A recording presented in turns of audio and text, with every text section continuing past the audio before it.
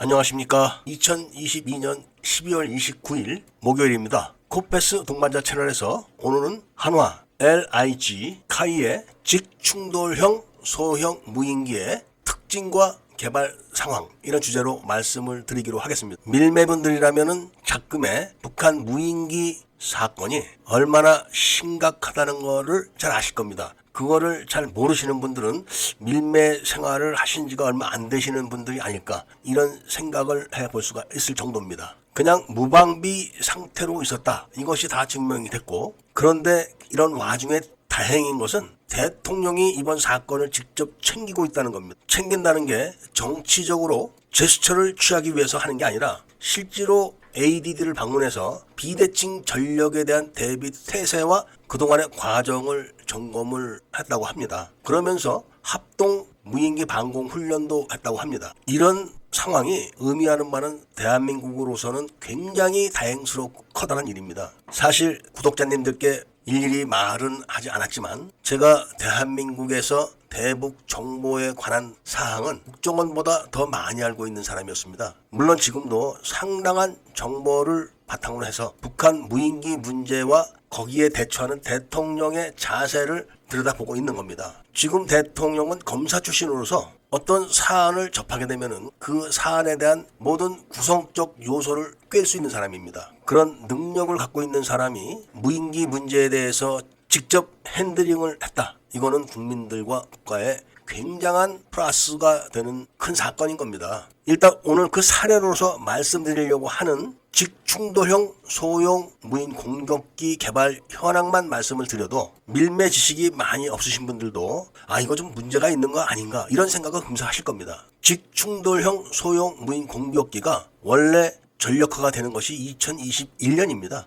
2021년에 전력화를 하기 위해서 2018년도에 LIG가 그 사업을 땄었습니다. 그런데 며칠 전에는 카이가 또 새로운 직충돌형 소형 무인 공격기를 개발한다고 국방기술진흥연구소라는 데하고 협약을 체결했다는 겁니다. 그리고 거기에 이미 전력화를 끝냈어야 될 LIG가 파트너로 또 참여를 하고 있다는 겁니다. 그럼 먼저 번에 LIG는 어디와 계약을 했느냐? 국방과학연구소가 아니라 국방과학연구소 산하기관인 민군협력진흥원이라는 데와 계약을 했다는 겁니다. 그러니까 실질적인 권한이 없는 데와 일을 하게 해놓고 선전은 그렇게 하지 않는 거죠. 그렇기 때문에 전부 다 신용만 하다가 시간을 계속 보내는 겁니다. 이미 육군에서는 우리가 무인 정찰기와 무인 공격기가 필요하다고 많은 요청을 해가지고 이미 제식화처럼 돼 있는 겁니다. 그런데 개발을 하는 신용만 하면서 실질적으로 공급을 해주지 않고 시간을 계속 지금까지 끌어온 겁니다. 오늘 말씀드리는 주제가 직충돌형 소형 무인 공격기입니다. 그런데 다들 알고 계시는 것처럼 중고도 무인 정찰기가 이미 개발이 끝났다, 이렇게 언론서 호들갑을 떨다가 얼마 전에 그게 아니다, 뭐가 문제가 있어서 지금 합참에서 반려했다, 그래서 취소됐다,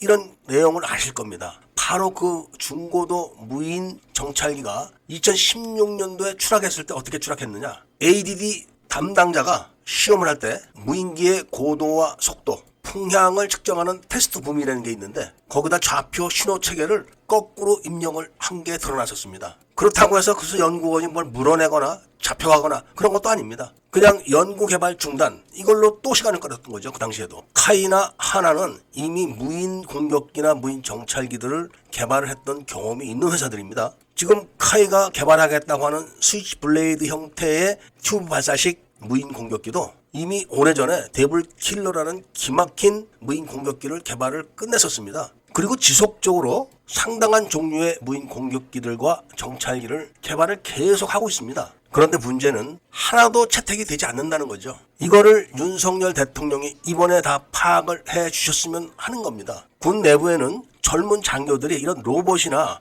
이런 무인 공격기 같은 데 전문적인 지식을 가진 사람들이 있습니다. 박사급 클래스도 있습니다. 이런 인재들을 다 제대로 시켜버리는 겁니다. 그리고 무인기에 무자도 모르는 사람들을 앉혀놓고 반복적으로 개발만 시키고 있는 이런 현실을 지금 대통령이 핸들링을 하기 시작했으니까 파악을 할 걸로 저는 예상을 합니다. 우리가 기술이 굉장히 높은 나라입니다. 대한민국 국방 예산이 57조나 됩니다. 이런 정도의 무인기를 지금 마음만 먹고 추진한다면 1년 이내에 전부 다 전력화를 시킬 수 있습니다. 어제도 말씀드렸지만 탐지 추적 격파까지 1년 이내에 그것도 다 할 수 있는 나라입니다. 그런데 못하고 있는 현실, 그거를 바로 윤석열 대통령이 이번에 ADD를 방문해서 무인기에 대한 사안을 점검을 할 때까지 다 파악이 될 걸로 저는 봅니다. 그래서 대통령의 권한으로 밀어붙이면 1년 이내에 전력화될 부분이 상당히 많다는 정도로 대한민국이 기술력이 막강한 나라라는 것을 한번 말씀 더 확실하게 드리면서